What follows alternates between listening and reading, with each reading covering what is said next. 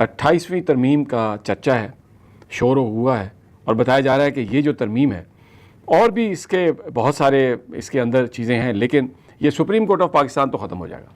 یہ میرلی ایک applet court بن جائے گا اور صوبوں میں سپریم کورٹ بنا دی جائے گی، اور ایکچول جو سپریم کورٹ کا کام ہے وہ وفاقی آئینی عدالت، جس میں جسٹس امین الدین سینئر جج ہیں اور حکومت کے فیورٹ ہیں، وہ پھر حکومت کے ہر کام پر ایکچولی میں یہ ہوگا کہ ٹھپا لگائیں گے اور وہ کام سارا ٹھیک ہو جائے گا۔ اور دوسری خبر جس پہ آج ہم بات کریں گے وہ یہ ہے کہ 20 مئی کا دن جو ہے وہ بڑا اہمیت اختیار کر گیا، کیونکہ اسلام آباد ہائی کورٹ نے جو فیصلہ جاری کیا ہے 190 ملین پاؤنڈ کا جو کیس تھا اس کی سماعت کے حوالے سے، اس میں جسٹس ڈوگر اور جسٹس آصف نے یہ تحریر کیا ہے کہ 20 مئی آخری موقع ہے عمران خان کے وکلاء کے لیے اور بشرا بی بی کے وکلاء کے لیے، وہ حتمی دلائل دیں اور ٹال مٹول سے کام نہ لیں، اور یہ آخری ان کے پاس موقع ہے، اور اگر وہ دلائل نہیں دیتے تو پھر عدالت وہ جو فیصلہ ہے نا آیا ہوا اس کے عدالت سے، چھوٹی عدالت سے، اس پہ ٹھپا۔ ایک غلط حکمت عملی جو اختیار کی گئی عمران خان صاحب کے وکلاء کی طرف سے بھی، اس بات کا ان کے پاس کوئی جواب نہیں ہے۔ میں اس کی مثال دیتا ہوں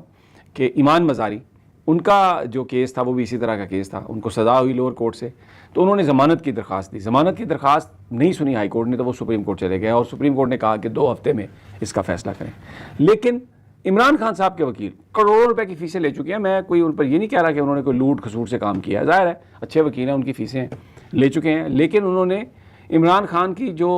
ضمانت کی درخواست تھی، جو سسپینشن کی درخواست تھی، جب وہ اسلام آباد ہائی کورٹ نے نہیں سنی تو یہ سپریم کورٹ نہیں گیا، اور جب ان سے بات کی جاتی ہے تو یہ کہتے ہیں دیکھیں جی کیس مختلف ہے، ہمارے کیس بہت ہیں۔ اچھا، اب ان کو پتہ ہے کہ یہ عدالتیں انصاف کا کوئی معاملہ نہیں ہے، ان عدالتوں کو استعمال کیا گیا، پی ٹی آئی سے ان کا انتخابی نشان چھینا گیا، پی ٹی آئی کے انتخابات کالعدم قرار دیے گئے، پھر فارم 47 کے ذریعے حکومت آئی، پھر اس کے بعد ترامیم کی گئیں، پھر ججز کو بھرا گیا یہاں پر، یہ وہ سارے کے سارے جج ہیں جو عمران خان کے مخالف ہیں، جو اس حکومت کے ساتھی ہیں یا اسٹیبلشمنٹ کے ساتھی ہیں، تو ان سے کوئی انصاف کی توقع نہیں ہے۔ یہ اب ڈوگر صاحب کو لاہور سے 15-16 نمبر سے اس لیے یہاں پہ نہیں لایا گیا کہ وہ عمران خان کو بری کریں یا قانون کے مطابق عمران خان کے کیس کا فیصلہ کریں، وہ سب کو پتہ ہے کہ وہ کس لیے آئے ہیں۔ تو یہ ٹرک کی بتی کے پیچھے ایک تو صحیح حکمت عملی نہیں، اور دوسرا کہ جی عدالتیں ہمیں دیں گی، ہمارے قائد نے کہا ہے کہ جی عدالتیں انصاف دیں، بھائی وہ عدالت انصاف دے گی جو عدالت ہے۔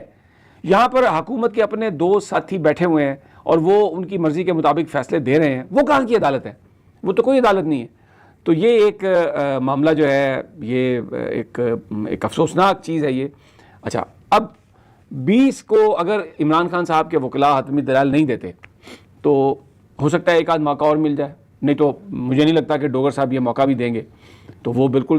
کہہ سکتے ہیں کہ جی ہم نے فیصلہ محفوظ کر لیا، یا پروسیکیوشن سے کہیں کہ آپ بات کر لیں جی وہ تو آ نہیں رہے، اور ان کا اب جو اپنا موقف پیش کرنے کا حق جو ہے وہ سلب ہو گیا، تو اس کے بعد کیا ہوگا؟ اس سزا کو وہ حتمی سزا قرار دیں گے ہائی کورٹ کے لیول پہ۔ اب سپریم کورٹ میں یہ کیس نہیں جا سکتا، یہ کیس جو قوانین میں تبدیلی کی گئی ہے نیب کے، اس کے مطابق یہ کیس جائے گا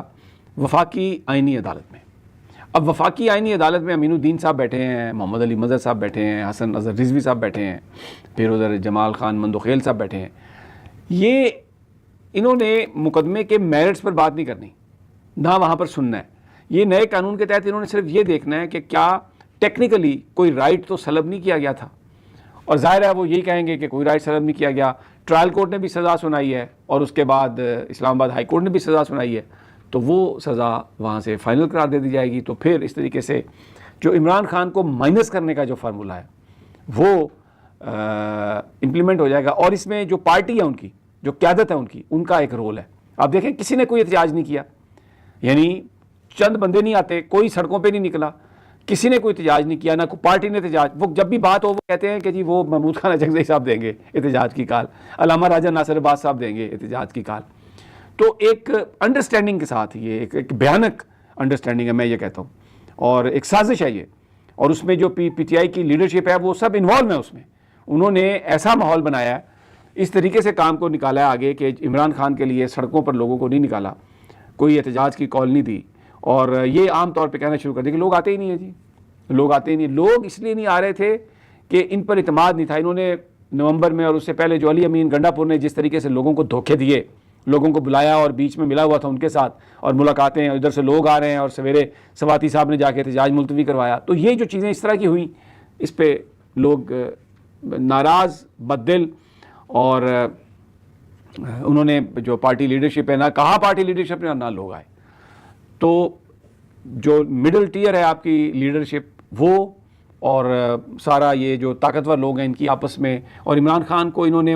عملی طور پر تو پچھلے 6 مہینے سے مائنس کیا ہوا ہے. بشرا بی بی اور عمران خان صاحب کی کسی سے کوئی ملاقات نہیں ہے اور نہ ہی آگے ملاقات ہوگی، وہ نہ ہی کرنے دیں گے ملاقات، اور اس پر یہ احتجاج ان کا کوئی نہیں ہے، انہوں نے کوئی احتجاج نہیں کیا ابھی تک میننگ فل احتجاج، اور یہ کریں گے بھی نہیں. تو یہ عمران خان صاحب کے حوالے سے یہ ایک افسوسناک اطلاع ہے میرے پاس، لیکن میں کیا کروں، میں جھوٹ نہیں بول سکتا. ابھی بھی لوگوں کے پاس وقت ہے کہ وہ نکل آئیں باہر، پریشر ڈالیں. 20 تاریخ کو جسٹس ڈوگر کو عدالت میں منمانی نہ کرنے دیں، یہ ان کے میں اس لیے یہ بات کر رہا ہوں. آپ نکلیں لوگ اگر نکل سکتے ہیں تو، اور احتجاج پرامن احتجاج. مطلب میں یہ نہیں کہتا کہ کوئی ایسی صورتحال ہو جو لا اینڈ آرڈر کی سچویشن ہو، قانون کو ہاتھ میں نہیں لینا، لیکن اپنی رائے کا اظہار کریں، ٹویٹ کے ذریعے کریں، بلیک بینڈ باندھ کے کریں، فیس بک پر لکھیں، بس اپنی رائے کا اظہار کریں، اور تاکہ لوگوں کو پتہ یا حکومت کو پتہ چلے کہ معاملہ کیا ہے. اب سپریم کورٹ کا میں نے کہا ہے آپ کو کہ جو یہ گڑھے کھوتے رہے دوسروں کے لیے، یہ جو یا افریدی بھی اسی میں جا کے گر رہے ہیں، اور اس سے پہلے وہ جو کرسٹیز میں جن کے ساتھ ہوا تھا چیف جج صاحب جو اپنے آپ کو قانون اور آئین کا پتہ نہیں کیا وہ سمجھتے تھے، قاضی فائز عیسیٰ، وہ خود ان گڑھوں میں گرے اور اب تاریخ کے کوڑے دان میں دفن ہو چکے ہیں. اور یا افریدی نے بھی، میں کہتا ہوں، بڑی منافقت کی، انہوں نے جھوٹ بولا، اپنے ساتھیوں کے لیے مسائل پیدا کیے اور اپنے لیے کچھ لیا. اب یہ خود بھی اپنی اوقات میں آ گئے ہیں، اب کہتے ہیں اب دونوں عدالتیں برابر ہیں. کوئی بھائی آپ برابر نہیں ہیں، آپ فارغ ہیں، اور یہ اگلے 28ویں ترمیم کے بعد آپ بالکل ہی فارغ ہوں گے. اور ان کے ساتھ ساتھ ان کے جو ساتھی، دیکھیں میں کوئی اس پہ خوش نہیں ہوں کہ جو سپریم کورٹ رپورٹر ایسوسی ایشن کے ساتھ ہو رہا ہے، لیکن یہ کسی جرنلسٹ کو جانے ہی نہیں دیتے تھے. یہ خود مامے بن گئے تھے بھائی سپریم کورٹ کے سارے، اور کہتے تھے بس ہم ہی جائیں گے اندر اور کوئی نہیں جائے گا. نکلیں باہر، اور سارے وہی انہی کے. میرے لیے تو یہ افسوس کی بات ہے، ہمارے لیے تو دیکھیں نا، صحافیوں کو نکالا جا رہا ہے، ہماری جو پریس کلبز کی قیادت ہے، جو یونینز کی قیادت ہے، سب ان کی ریس یہ ہے کہ عطا تارڑ کو بلایا جائے مہمان خصوصی یا محسن نقوی کو بلایا جائے مہمان خصوصی. یہ اوقات ہے. میں معافی چاہتا ہوں. تو جب یہ حالت ہو جائے گی تو پھر یہی ہوگا جو ان کے ساتھ ہو رہا ہے. اور یہ وہ لوگ ہیں جو ان کے چیمپئن بنے ہوئے تھے، اپنے آپ کو ان کا ترجمان سمجھتے تھے، خلاص. اور اسی لیے کہتے ہیں کہ حق کو اور رسول کو کبھی نہ چھوڑو، اور کبھی بھی شخصیات کی بنیاد پر فیصلے نہ کرو، حق سچ کی بات کرو. ایک نیکولس کرسٹوف ہے، ایک کالم اس نے لکھا، پوری دنیا کو ہلا دیا. یہ ہوتی ہے صحافی، اصل صحافی کی حقیقت. وہ انصار عباسی روزانہ پتہ نہیں کہاں سے فائل آتی ہے، کالم لکھ دیتا ہے، کبھی کچھ کبھی کچھ کبھی کچھ، کوئی نام و نشان ہی نہیں ہے، کوئی امپیکٹ ہی نہیں ہے. Nicholas Christoph